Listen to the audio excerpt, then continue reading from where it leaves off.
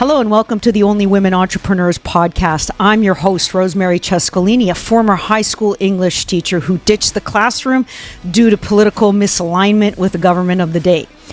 Not really knowing what else I could do career-wise, my father-in-law, Floriano Cescolini, offered me a once-in-a-lifetime opportunity in manufacturing to come and work in his family-owned and operated business at Royal Door Limited. It was established in 1975, and at that point, it was growing immensely, and he was looking for all hands on deck for the growth.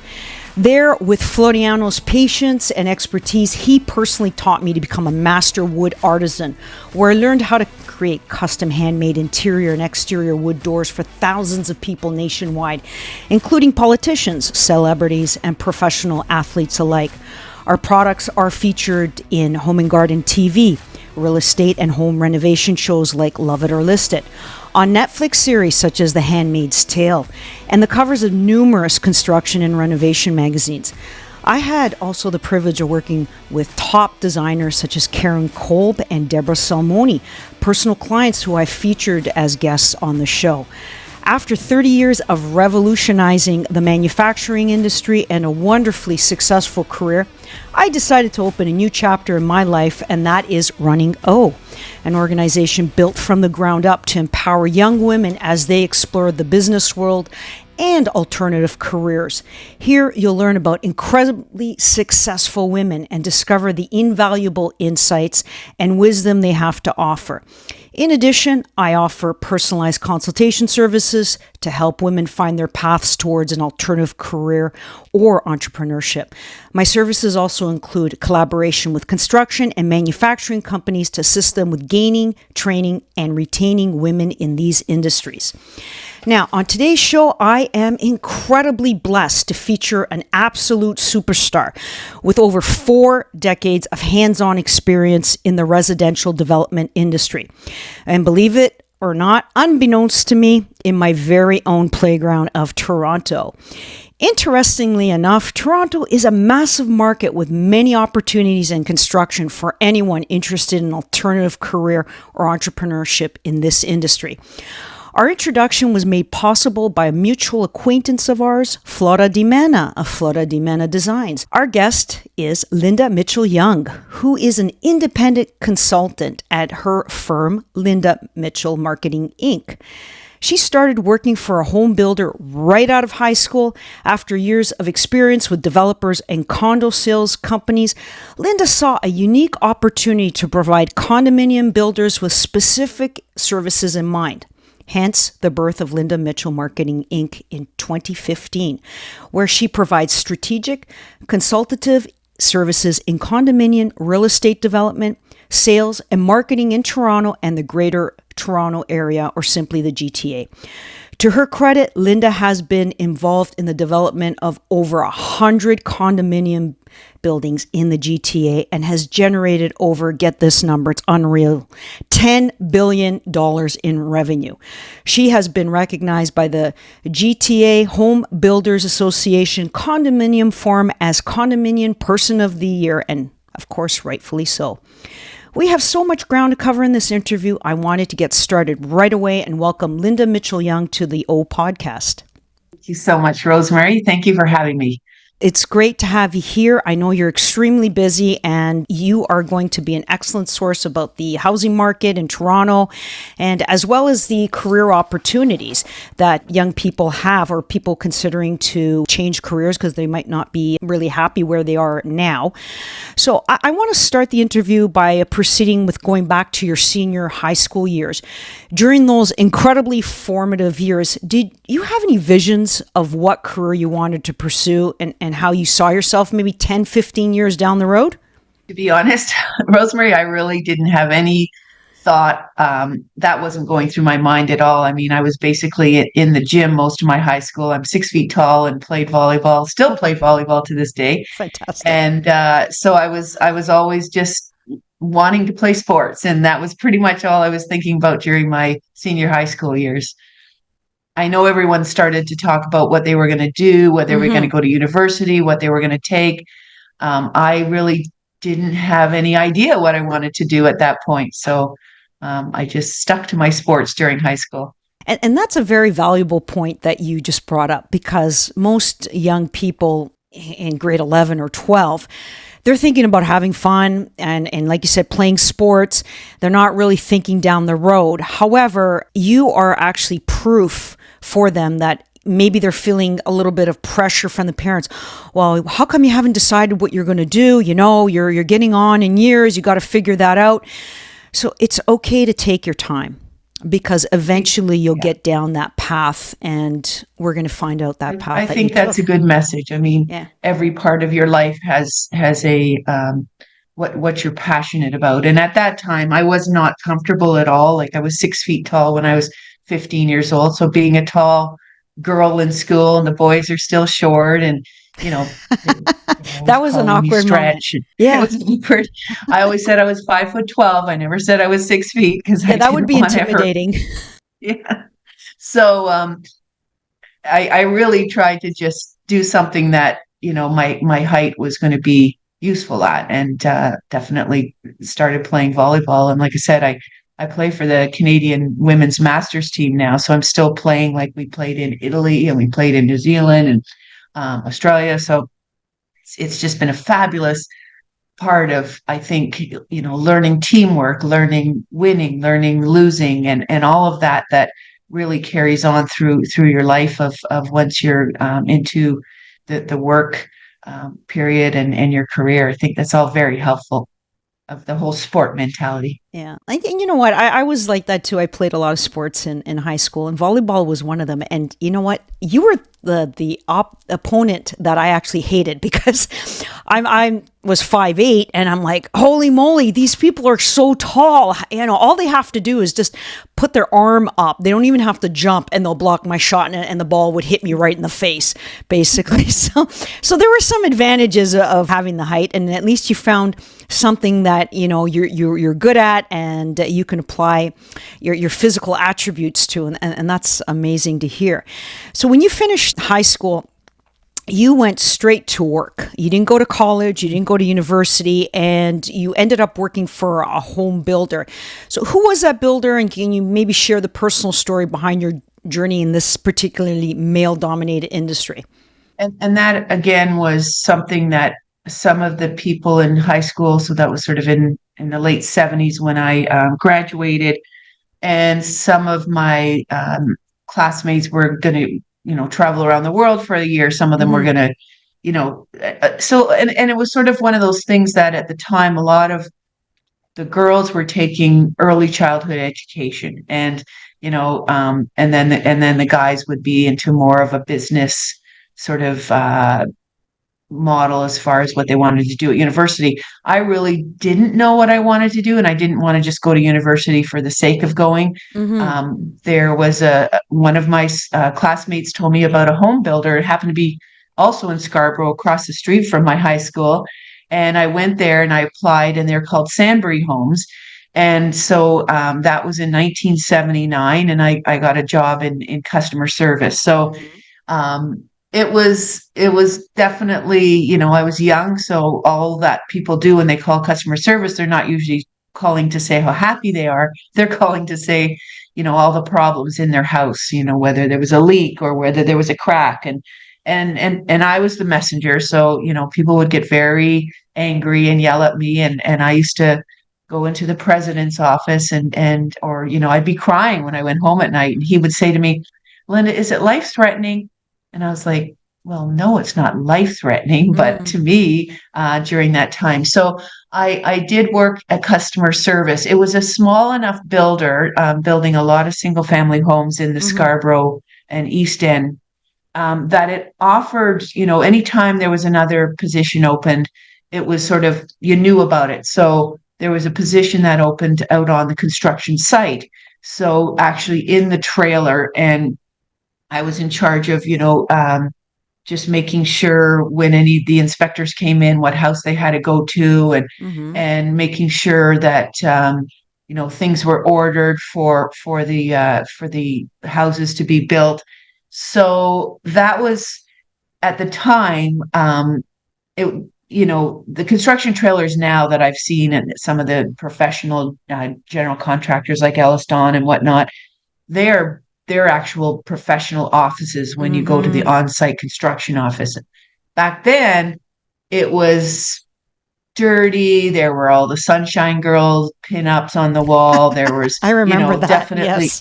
yeah, the guys would come in and, Oh, wow. we'd be swearing and whatever. And I mean, I was kind of a bit of a tomboy. I have two sisters and playing sports, it wasn't as if I was completely shocked by the language. I sort of just rolled with it. But Mm-hmm. I was there, and there was a senior executive that used to come in, and he would wipe the dust from the desk, because all the dump trucks or all the construction trucks, and Yes. he'd say to me, if you want to be like this, like a slob at home, that's your prerogative, but I don't want you to be like this in a construction trailer. And then he would Mm. say to me, why was one of the fireplaces missed in lot 402? Why did it not go in? And I said, well, I assume the site super. And then he would write in the desk, assume you, that makes an ass out of you and me. And he really tried to Oh, I push like me. And that. I found out from in the office, his secretary at the time, she told me, he's trying to break you. He said to me, you're never going to make it in this business. Well, that to me was, I'm a Taurus, I'm stubborn. And I was like, there's no way he's going to win on that. And to this day, I've seen him, and he actually takes credit now for the success I've had in my business. And I'm like, okay, well, that's taking it a little bit extreme, but it's like, so he was pushing me, but for sure But do you really it feel, was now that you're reflecting on it, that he was pushing you in a negative way, or perhaps he saw potential in you, yeah, and you know what, he was trying to push you in that positive direction to grow that thick skin, because I like what you said earlier. When people have mental breakdowns at work, and what you just said was so golden. Is it life threatening? Like, did you just cut off your arm? Or did you right, lose a leg right, in there? No. Did yeah, someone yeah, die? No. Then no, it doesn't matter. Just yeah, focus on the present. Try to figure out what the message is, and put it in like a data bank in your head, and say, you know what, this is something that I can use in future. So that's why I'm questioning it. Maybe he did see mhm, that potential, and he was just, what's the word, hardening your armor so that yeah. you had the potential of becoming the person you are today. And I believe that now at this age and stage. When I was Mm-hmm. 19, I was, angry, and thought that, he's just bullying me. But, even when I played sports, I had a coach that I was not really, he used to say, oh, Linda, you're probably not going to block that shot, or Linda, you probably are going to miss. And Ah, so it was the same thing that yes. he was doing that, because once I went out on the court, so, the fact that when they discovered what would drive me and what would make me, more fierce or Mm-hmm. grow. I think that was an interesting observation at the time that I responded to for sure. Yeah. You know, and it's good to look at it this way. If someone is giving you criticism, for example, just on this podcast, I look at how many views we have, and I notice that when we talk about women entering male dominated industries, it strikes a negative chord with a lot of people in our society. And, I can take it two ways. I can say, well, you know what, maybe I'm not good enough. Maybe I should just give up on this mission. But then I said, no, the reason why it struck a chord is it's not something that's wrong with me. I'm trying to resolve a major issue, and that is a skill shortage. And if all the males were, quote unquote, if we were still living back in the 50s and 60s, when women stayed home and the men were all out and about working, we wouldn't have these skilled shortages. But going into a male dominated industry myself, that I'm proof in the pudding, this is what I'm trying to get the message out. Like right now, the message is there's a shortage in every industry. And it doesn't matter if you're male or a female. Pick your passion, what you're good at, and go Yeah, learn. And, Yes. and that's what's driving me. I'm taking it like you in a positive, like, no, they're not going to shut me down. I'm just going to Yeah. talk about it more. So, Yeah. and Sure. that's a good encouragement for young people, because right now, the way society is, as soon as they hit a wall or a barrier, they fall down and they're not Yeah. capable of getting back up. And what they need to realize is we've all had those obstacles. We still face them today. But is that going to Yeah. shut us down? No, it's a temporary No. setback. But then I come up and I start charging like a bull. Yeah. Yeah. I'm the same way. No, that company, I was there for 9 years, Hmm. and like I said, it was small enough that, they didn't necessarily have an HR department, but we knew, all of a sudden this job would come up. And the next job that I found out that came up was in the mortgage department. And at the time, Hmm. and this was now the early 80s, the interest rates were like 21.75%. So for as much as I know we're all panicking about mortgage rates right now, when I bought my first home, that's where the rates were at. Yes. But builders were buying down the rates. So I was doing this as this mortgage officer, and buying down the rates to like 11.75. So the Yep. builder would have to commit to like $2 million of mortgages from the bank. So the bank knew, okay, we know we're lending this much money, we can drop the rate for you. So I did that for a while, and it wasn't my passion. I remember some people that one woman in particular that started at the company, and she had just come having a university degree, Hmm. and all of a sudden she was getting a bit of a junior position, and that didn't sit well with her, because it was like, well, I've got a university education. And I said, Yeah, well, we all have to start somewhere, exactly. whether you have a university education or not.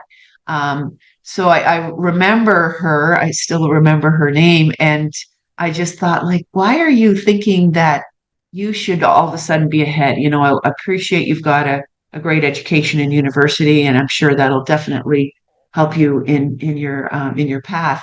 I didn't like that mortgage. It was too much of just numbers and whatnot. So then there was a job in marketing, and I Hmm. was like, oh, I might try marketing. So I was a marketing coordinator, and that became my passion. And I was working for a woman, May LeBlanc, and she was the vice president of marketing. So just getting involved in all the advertising campaigns, in the sales office layouts, in the model suites, and the floor Right. plan layouts. And, so I was like, this is my thing.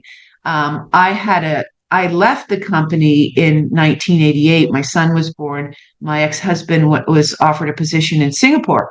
Mm, So we went there when my son was 4 months old. And that was also an interesting that's a big journey for change. me, because, he had his set job, and Mm, he was, traveling and doing all kinds of, okay. things, where I was now in a country where I had a 4 month old baby, and I had to leave my family, and I'm in don't know anybody there. So the first thing I did was found out about a volleyball team. So sure enough, I found out there was a New Zealand, they were the New Zealand Forces. And these women, I always thought, I want to be on their side in a dark alley, because these Maori women are very stocky, very strong, very, yeah, just really strong built women. So I played, so they You were fed off their energy and their strength, right? oh yeah. It's And, nice to and have they that were, solid foundation behind it you. was just so fun, and they were so super sweet. I mean, they were big, stocky women, and they were in the New Zealand Forces, but very lovely. And then I also played with the Singapore national team, which on their exhibition games, because I wasn't Singaporean, and that was fun, because the newspaper would come out, because there'd be the picture of our team and me with the blonde hair and 6 feet tall, and all the rest of them were sort of up to my waist. And I couldn't read Chinese, but I would always see something about, and then my name, and then 6 feet tall. And so it was kind of a little bit of a story that I was this bit of Oh yeah. of You're something definitely to the look center at. of attention there, like Yeah, it blonde and was funny. tall. And then I ended up finding, you couldn't get a job in Singapore. They definitely allow only if you're a doctor, nurse, teacher. So they protect the jobs for Mm-hmm. Singaporean women. So I found a woman that was Australian, and her husband, who was Singaporean, they had a real estate company. Mm-hmm. And I ended up working for them, finding housing accommodations for other expats that were coming over. So Okay. it was nice because I could relate to where they were coming, the type of housing style they were coming from, and what they were going to be going into when they were moving into Singapore. And so it was really a fun time.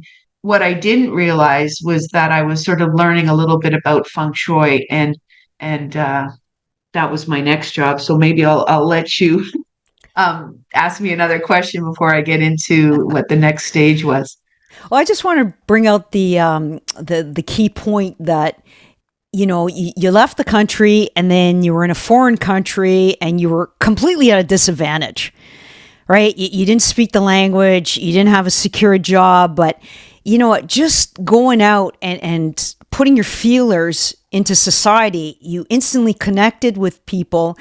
And that's one point that has to be brought out because our youth think if I'm on the phone all the time or on the computer that I'm going to be making millions of dollars because this is how I'm going to network. No, don't be afraid to walk out your door and meet someone because you don't know who you're meeting, and the opportunities can be endless. So that's the first thing. And then I wanted to circle back, which is another important thing about our educational system. One thing that is still being driven, even from the 70s to present day, is everyone, and especially young girls, you got to go to university. You got to go to university. So, what advice would you give parents who are constantly pressuring their daughters and also their sons that they need a university degree? It is, imperative that you have it, or else you're not going to amount to something. So how can we get that mindset of parents to start changing to see these alternatives that are out there that not necessarily will require a university degree? So what would And you say to I that? think of my own daughter who's 33, and she went to university for public relations. And again, Mm, everybody was going to university. She went away. She went to Windsor, so she was, leaving home. And she never ended up in that career. So, you do sometimes see, and a lot of the friends of mine that did go to university when I didn't, spent 3 years, 2 to 3 years of university, the money, the time, and didn't end up being in that field. So I think there's, now that it only goes to grade 12, mm-hmm. high school, and you're supposed to decide what you want to do, and you're only 17 years old. I think that there's, it's a young age. So I'm not sure if it's saying to take a gap year and go and work somewhere until you are a little more mature and see a Mm-hmm. little more of the world and what the working world is. I think I think that would be helpful. I also think, there's so many great apprenticeship programs, and that's Right. what you were saying about skilled trades and Yes. shortages of electricians and any Carpenters kind of and a skilled trade. anything. And I really think, and I know one of your questions was about, the high school curriculum, but really applied arts and applied programs, back in when I was in high school, it was either Mm-hmm. home ec that most of the girls take, home Yes. economics, and the guys would be in sort of woodworking or machine shop. Um, so I think just I think if it was me today that my daughter was younger, I think I would. Like a lot of parents are afraid of if their child's going to not go right to university and go and work, that they might all of a sudden decide, well, no, I'm going to stay working instead of going to university. Are they going to progress in the particular job that they decided to be in for that 1 year? So I'm sure parents are concerned that if they start working at a restaurant as a waitress, they like the working world, they like making some money. So no, I'm not going to go to university. So there's probably that concern and danger that their child may decide, oh, I like working instead. So get them to university right away. Don't even let them get a taste of the working world. But I think it's too young of an age Mm-hmm. for them to make a decision of what they want to go to university for. So, in my case, and I think it's been said over the years that you needed a university education to get ahead. That was just what we all thought, Right. even back when but I don't think that is necessarily the case. And I think it would be nice to expose, whether it's in high school, but some of those options of apprenticeship programs and other things that you can learn from besides a formal education in university.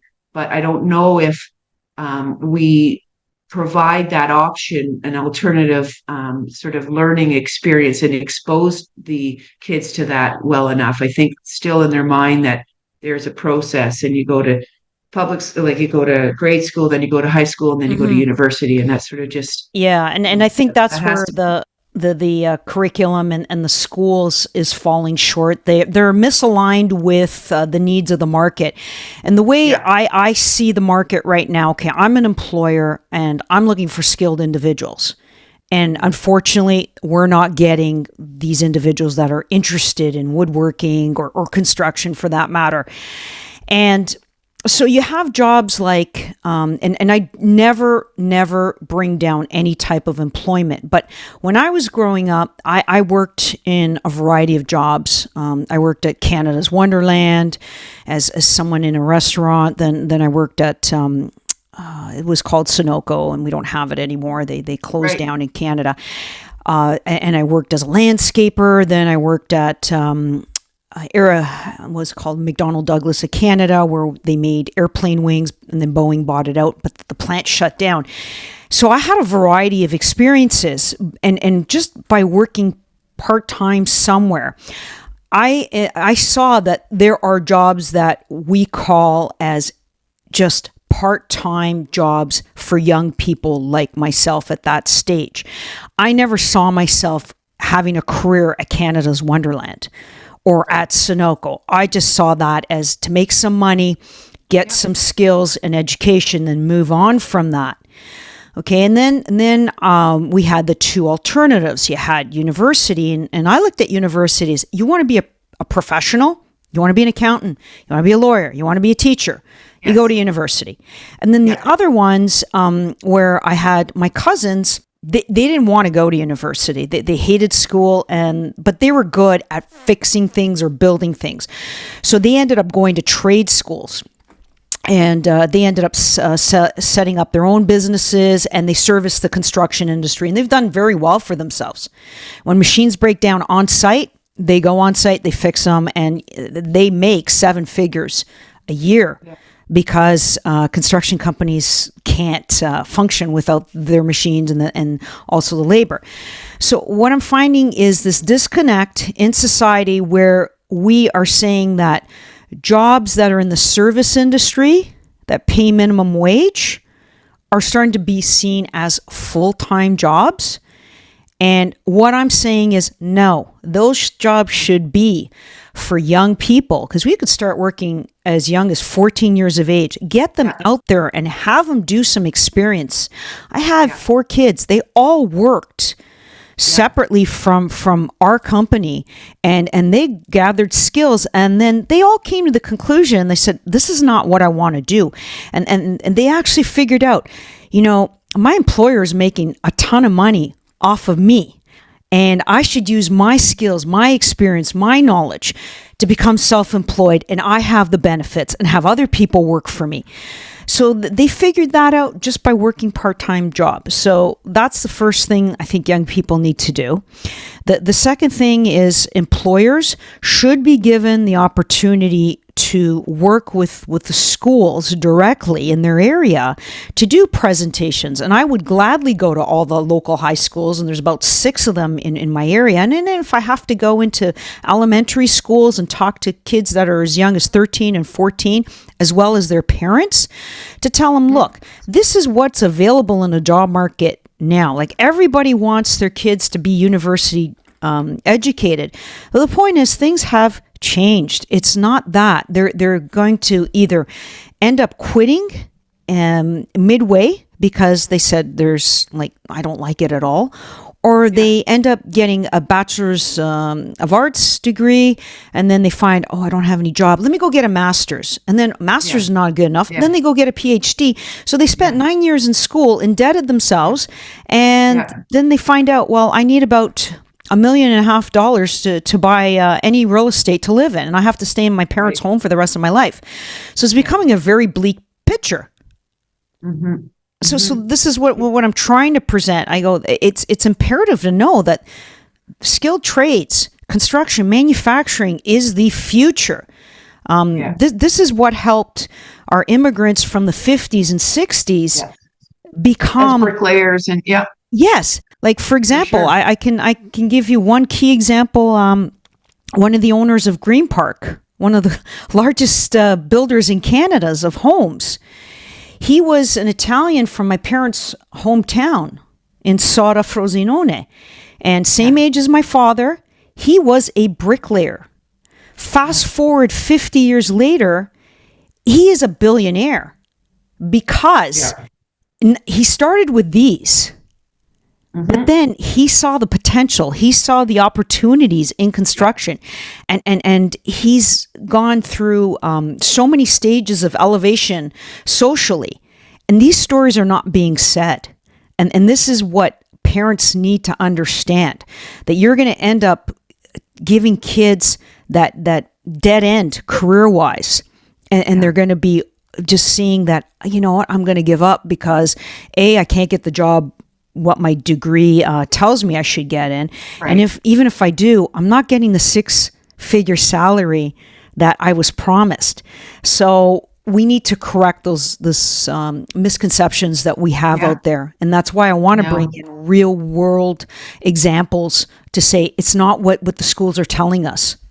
Right. No, I agree with that. Like I said, I never, my father was a high school teacher, and with the 3 daughters, he didn't really tell either one of us that we needed to go to university. And I think he just also, and he was a machine shop teacher, so he had a lot of, boys in his classes, but I never really, saw the value, because like you said, while you're in school for 2, 3, 4, up to 9 years, I'd already been making money and getting hands-on experience that now they're way behind the 8 ball, let alone financially in debt. And so many of them don't even end up in the field that they went to school with. So it's a very expensive, very costly experience for kids to, we need to go and live on our own and live in the, dorms or whatever. But no, I really don't believe that university, I never have ever since I graduated, is everything it's cracked up. Unless, like you said, unless you become a doctor or a nurse or a profession that you need that formal training and formal education. Yes. That's respectful. Other than that, I don't see it. And then the other thing I find about university is all my kids are university educated. They have business and accounting and finance degrees. And when they finished their 4-year program, they were offered, to go for their master's in business. And they said they wasted 4 years of their life, and they're really behind the 8 ball. They could have been earning like you have. They said, so we learned more coming to work with you and dad and grandpa at the business than we did there, because most of the professors that are teaching these courses in business have never had a job outside of the university. So tell me how they are better than a person that has the hands-on experience like yourself and me. And so they're out of touch with reality. And that's one thing that parents need to understand. Question: what background do teachers have? What background do these professors have? And if they've been just geared towards education and they haven't had one job in the private sector, then they shouldn't have that job right now. Like I would gladly, I have a teaching degree. I would gladly go back and teach high school or college, wherever I get that calling, because not only would I bring in my experience, I would bring in guests like you into the classroom, say, here's living proof and an example. You're not going to get that out of a book. No, I totally agree with that.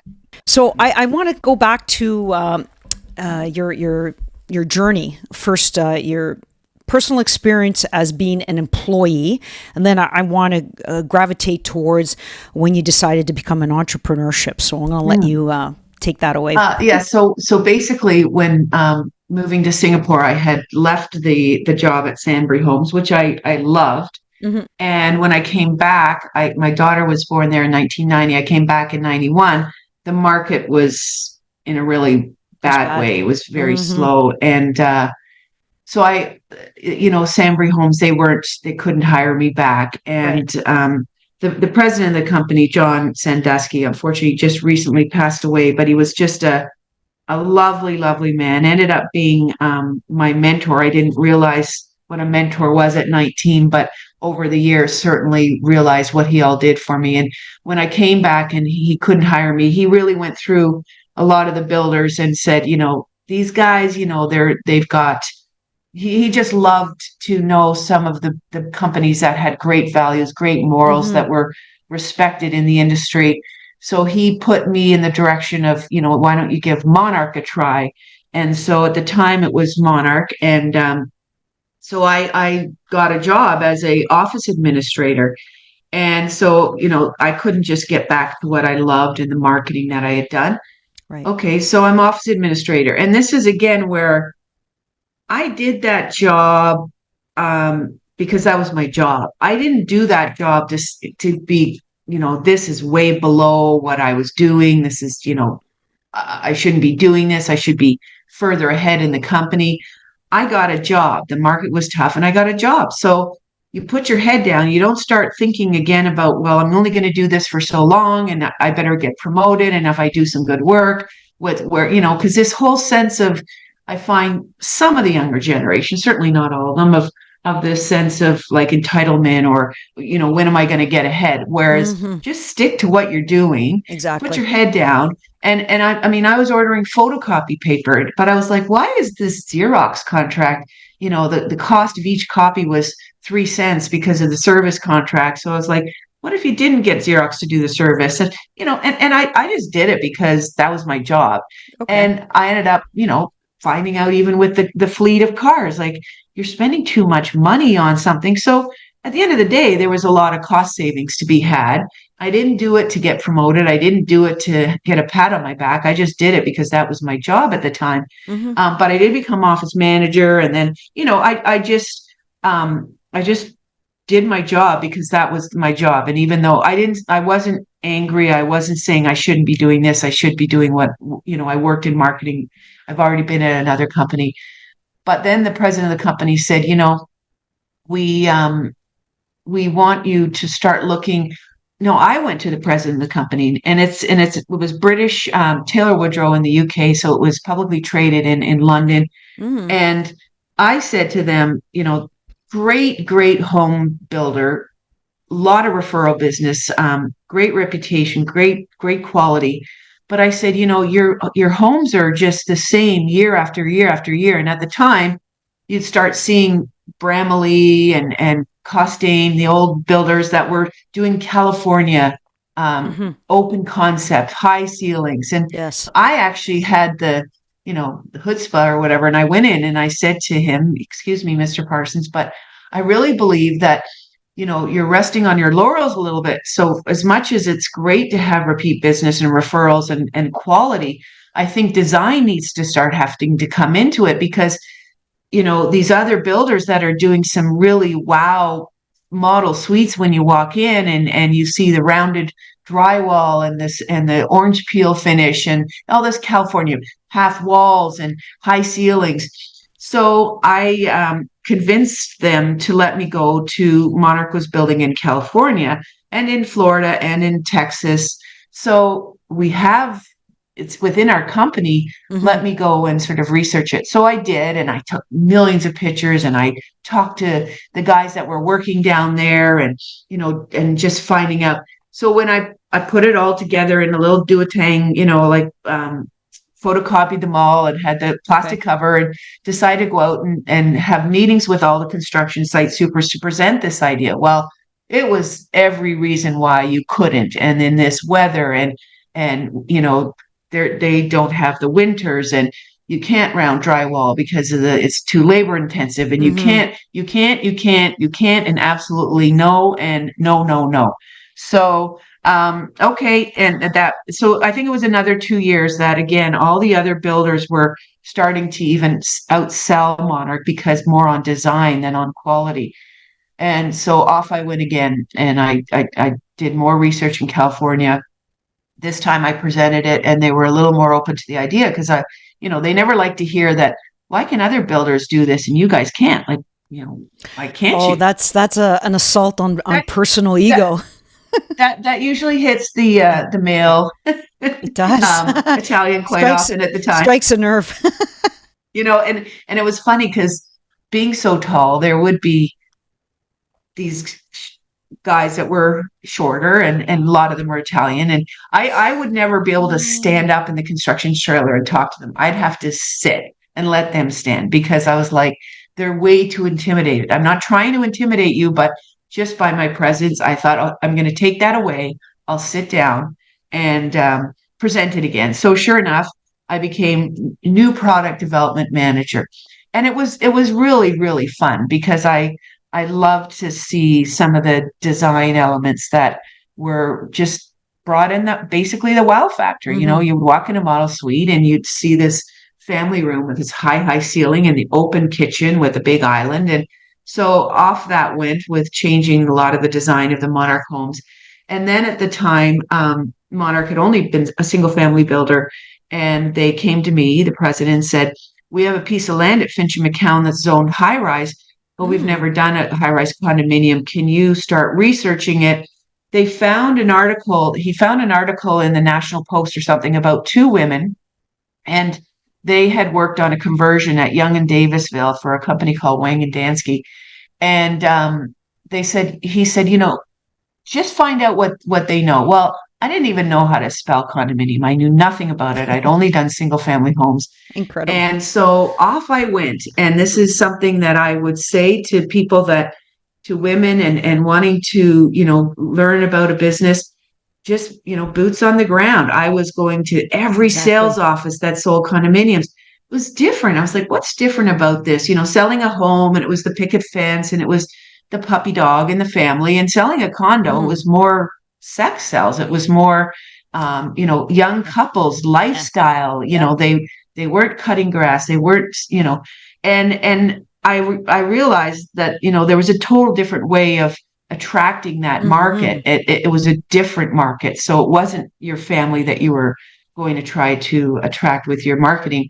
And I just found, even marketing a condo, you're not just selling one house at a time. You're having to sell and market and sell a percentage of number of units. So I mean, a 500 unit building today, you need about 80% sold before the builder will get construction financing. And that's So that important is, for the it to go through, right? yeah, it's so important. And it's a good thing that we have such a conservative lending practice in Canada, that you have to make sure that you've got purchasers, they qualify for a mortgage, Yep. that things like that it with a strong deposit put down. So then I ended up meeting the two women that owned a company called Market Vision, and they were a company that did the sales and marketing for pre-construction condos, and Eve Lewis and Carol Harabi. And I was so inspired by them. And I just Mm. kept asking them for lunch and wanting to, like, I was like a sponge. It's like, this is so exciting. And I did end up hiring them to do the sales and marketing. Then I was told about a woman that had her own ad agency, Leslie Styles Design. She was also very inspiring, an entrepreneur, on her own. And then you had to hire an interior designer, and there was both men and women interior designers, and Mm-hmm. working, of course, with the architect. And at the time, it was a lot of men that were architects, and I see a lot more women now that are in Yes, it's architecture, changing. structural engineers, really changing. So I had to launch that building in 1995, and then from there, I was at Monarch for 20 years, and I launched over 30 buildings, and it was That's super amazing. exciting. Then you're Yeah, going to and ask you me why just I started left. as an administrative assistant. And that's what the Yes. youth don't understand. You got to have some Yeah. patience. You're not going to start at a high level in management after you've been there for 2 weeks. Yeah. You No, I you know. And you that's for sure. You patiently did just that. do what your job is and be good at it and have a passion for it. Don't Exactly. complain. I mean, bitching about, if I sat there and bitched every day that I'm I know. ordering photocopy paper and, it does no good. So I definitely that was my job. I was grateful to get a job when I came back from Singapore, and Especially then hard again, times. so Finch and McCowan was an Asian market, and Mhm. so I did learn a lot about feng shui and the number four, That's and the number important. meant death, and the Mm. 14, and no stove in the middle of the unit because it was fire in the heart, and making sure that the back sliding door didn't go right direct from the front door because it would the good Yes. luck would flow right through. So I didn't realize at the time that my time in Singapore actually was going to benefit me in the Asian market. But again, just having that passion, and my husband, my second husband, did say, you must have had a goal to be a vice president at some point. And I said, I have to, I'm honestly saying that, I came out of high school. My dad was a teacher. My mom was a cleaning lady. They immigrated from Holland in the 50s, Mhm. with no money and couldn't speak the Yeah, that's language. incredible. And it was just about working and working hard. So, and it wasn't, I wasn't embarrassed to say my mom cleaned houses and my dad, his students loved him. They were always coming over.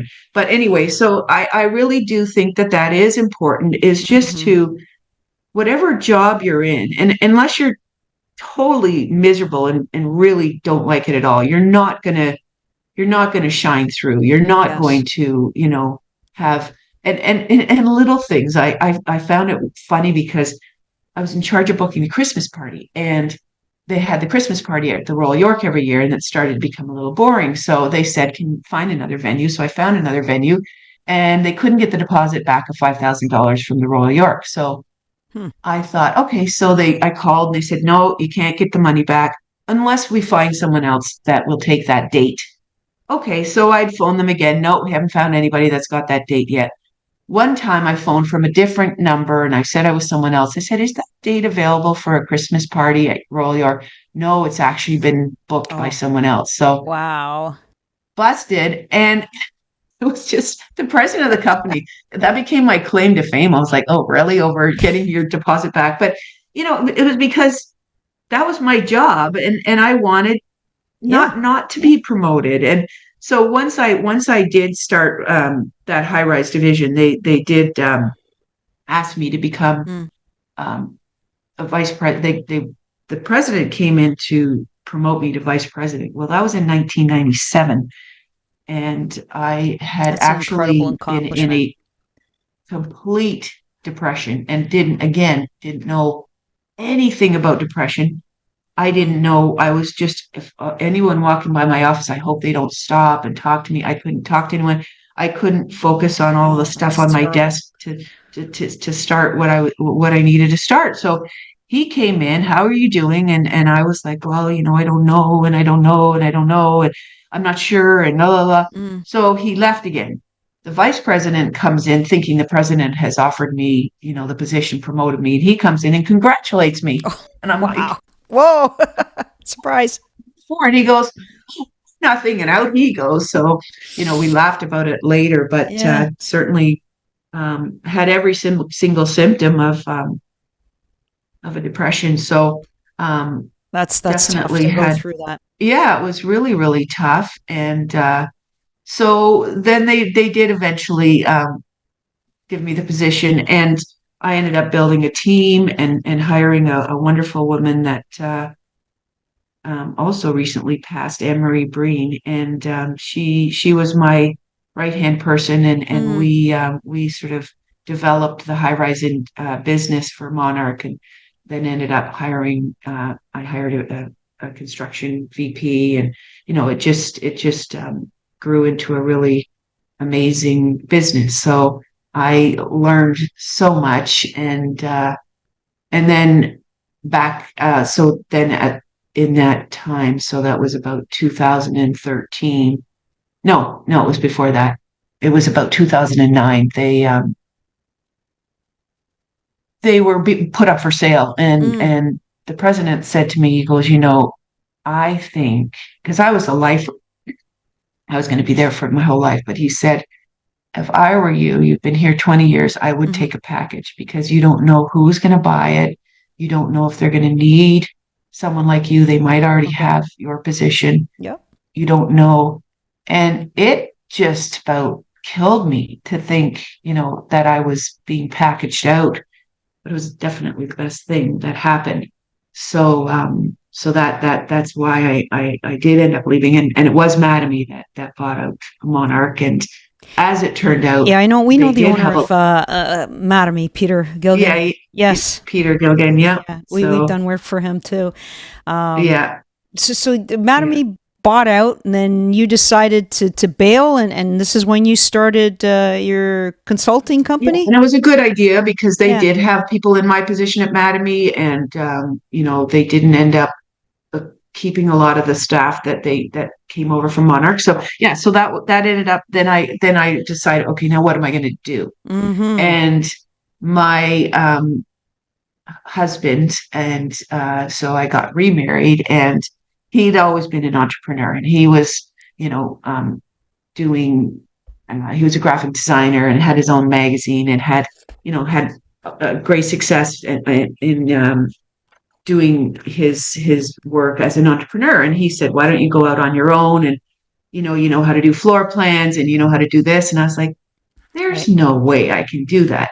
And I think you're either sort of more mine was I'm corporate, because he's like, why are you working for the man? I'm like, I just, that was my corporate background, and that's all I knew. So I said no, because the architects already do the floor plans, and the agencies that they hired to sell them, like Baker Real Estate and Milbourne, Hunter Milbourne, and those type of companies, they have input on the floor plans. So they're not going to pay another person to do them. So I did reach out to a few people, but it was also 2009. Also, the market after the 2008, it was also soft. So I thought, okay, this isn't the time. And then I went to work for Baker Real Estate. And another aspect, because now instead of being on the client side, I was on the service side. And I was, managing. I was a vice president at Baker. And so I'd have a lot of clients that we were getting ready to launch their condominium for sale. So having input in the floor plans once again, and sales office, and the messaging and advertising, and then the pricing, and then the launch sales strategy to launch them for sale. So I did a number of great buildings, like one Bloor, the 75-story building that Great Golf did. Great Golf was one of my clients, and so it was another interesting learning curve to be on the service side of it, and knowing what the client wanted more so than others at Baker, because they'd only been on the service side. And I was like, no, I was one of them. I was one of our clients, so I know what they're looking for. So I thought that was an interesting advantage I had, and I enjoyed it very much. And I did it for 4 years, but then I also thought I was being stretched very thin, because, you have so many clients, and you don't have a lot of time to really get in the weeds and really look at things to a point where I felt totally comfortable that this was the exact right direction to be headed in. And so I thought, I have to do this on my own. And I knew that I had a contract, a clause that I needed to, have a year before I could work for any of the people that were my clients at the time at Baker. So I worked for another builder for a little while, but after that period had ended, I reached out to some of the people I'd serviced while I was at Baker, and they definitely opened me with welcome arms to work, as an independent consultant for them. And at the time, I was, involved in the sales meetings and the advertising meetings, and deciding on what the suite finishes would be, and the amenities, working with the interior designers, and the whole broad aspect of what it takes to launch a building. But in the last 2 or 3 years, my husband said, maybe you should, not everybody needs the whole gambit, have some sort of buckets that I can offer this if you want and this if you want. Right. And so now my biggest, what my biggest skill set is what's called the demising. So when you see from the beginning of a just when it's at conceptual stages and it's on a piece of paper and there's one floor and it's potentially 10,000 square feet of what a building will become. Right. And you want to have 15% of it is going to be stairs and corridors and garbage chutes and whatnot, because you try to hit an 85% efficiency rate. So the builder out of that 10,000 square feet can sell 85% of it. And so then the architect has to put all the pieces together and make sure the stairs work and the elevators, the garbage chute, the electrical closets, and then they put all the units around it. And then, the builder's like, okay, you got 85% efficiency, let's go. And then I would look at it and go, oh, wait a minute. Although you've got your 85% efficiency, the biggest unit is facing a building.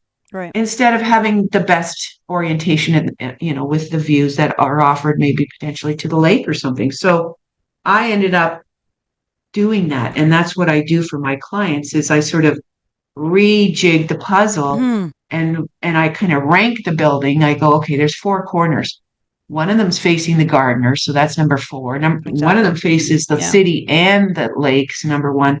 And from that, demising and making sure the biggest unit, because if someone's going to spend the most money for the biggest unit, they want the best view. So I do that, and it's such an important role, because if you don't get it right, and you just can't go back to the drawing board once you go on sale. And if you all of a sudden do find that the biggest unit is in a challenge orientation, you're discounting that unit 10, 20,000, all the way the stack of potentially 50, 60, 70 stories. So it's really, really important to get that right. So that's what I really work on now with my clients.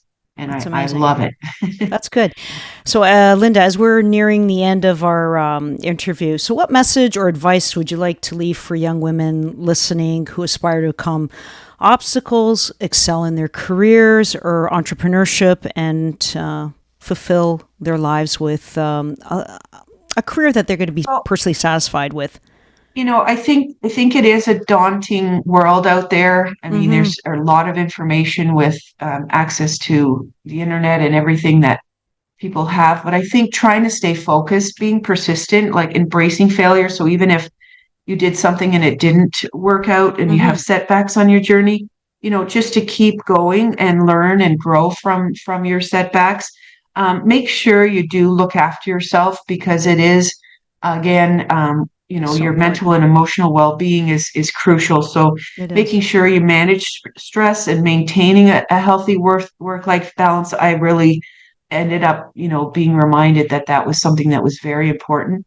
And connecting with people. Like when I found out those 2 women were in the business and knew more than I did, I reached out to them and I sat with them and had bought them lunch and, had coffee with them and just try to learn from people that know, and ask questions and be curious. So don't focus on getting ahead and being promoted, but even if you're at a sort of a lower level position, just make sure you're doing what you're doing and focus on it and be as good as you can. And then if you want to go ahead, take some calculated risks, go out of your comfort zone, but really learning, listening, and talking to people that know the job better than you do. I think it's very important, but just to find that passion. And because if you're not passionate about what you do, I don't think it's easy to get ahead. Because you're that's so true. Feel like you have to do it. So, Linda, thank you so much for sharing your stories and the advice. If our listeners want to connect and learn more about you or your consulting services, where can they go? I have a website, Linda Mitchell Marketing, and there is some contact information there, but linda@lindamitchellmarketing.com is my email address, and I'd be happy to share any sort of advice I can give to other women that would like to proceed in entrepreneurship. That's very much appreciated. Thank you. So Only Women Entrepreneurs is focused on supporting and educating women in their entrepreneurial and alternative career journeys. Learn more about us and our free resources at onlywomenentrepreneurs.com for content tailored specifically for women navigating the business world. Book your free consultation with me today, and I would be happy to share some of the resources and guidance that are available to you. Make sure you hit subscribe so you know when the next episode drops, and be sure to share the show so that important life-changing information is put out there for all women to take advantage. And of course, please give us a like so that other people can subscribe to the show as well. For anything on social media, look us up at Only Women Entrepreneurs to connect, and be sure to reach out to me there as well, because I personally read and reply to all your messages. Thank you so much, everyone, and I look forward to our next episode together. Thanks again, Linda. You're Rosemary.